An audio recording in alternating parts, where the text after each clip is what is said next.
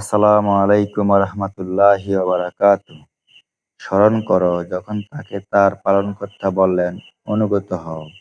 সে বলল, আমি বিশ্ব প্রতিপালকের অনুগত স্বীকার করলাম।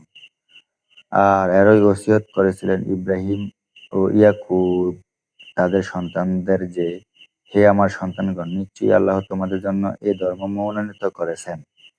কাজেই তোমরা মুসলিম না হয়ে কখনো মৃত্যুবরণ করো না।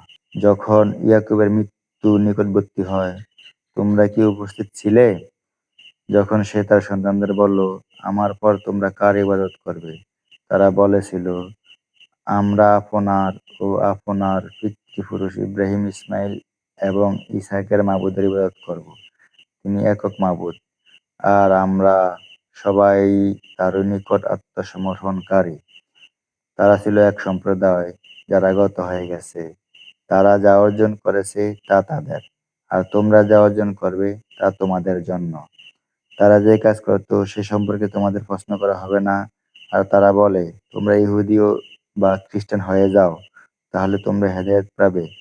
আপনি বলুন, কখনোই নয়, বরং আমরা একনিষ্ঠভাবেই ইব্রাহিমের আদর্শ অনুসরণ করব। তিনি কখনো মুশরিকদের অন্তর্ভুক্ত ছিলেন না। হে মুসলিমগণ, তোমরা বলো, আমরা ঈমান এনেছি আল্লাহর উপর, আর যা অবতীর্ণ হয়েছে আমাদের প্রতি, এবং যা অবতীর্ণ হয়েছে ইব্রাহিম, ইসমাইল, ইসহাক, ইয়াকুব এবং তাদের বংশধরদের প্রতি, এবং মূসা, ঈসা ও অন্যান্য নবীকে তাদের পালনকর্তার পক্ষ থেকে যা দেওয়া হয়েছিল তার প্রতি। আমরা তাদের কারো মধ্যে কোনো পার্থক্য করি না, আর আমরা তার অনুগত।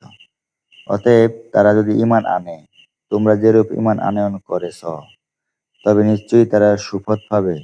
আর যদি তারা মুখ ফিরিয়ে নেয়, তবে তার নিশ্চয়ই বিরুদ্ধ মনোভাব রয়েছে। সুতরাং এখন তাদের বিরুদ্ধে আপনার জন্য আল্লাহই যথেষ্ট। তিনি সর্বশ্রোতা, মহাজ্ঞানী। আমরা আল্লাহর রং গ্রহণ করেছি। আল্লাহর রঙের চেয়ে উত্তম রং আর কারো হতে পারে না। আমরা তারই ইবাদতকারী। আপনি বলে দিন, তোমরা কি আমাদের সাথে আল্লাহ সম্পর্কে বিতর্কে লিপ্ত হতে চাও? অথচ তিনি আমাদের প্রতিপালক এবং তোমাদের প্রতিপালক। আমাদের জন্য আমাদের কর্ম, তোমাদের জন্য তোমাদের কর্ম, এবং আমরা তারই প্রতি একনিষ্ঠ।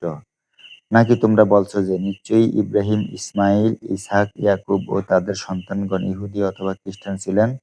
আপনি বলে দেন, তোমরা অধিক জানো না, আল্লাহ অধিক জানেন। তার চেয়ে বড় অত্যাচারী আল্লাহ অধিক জানেন। তার চেয়ে বড় অত্যাচারী কে হবে, যে আল্লাহর পক্ষ থেকে তার নিকট প্রমাণিত সাক্ষ্যকে গোপন করে?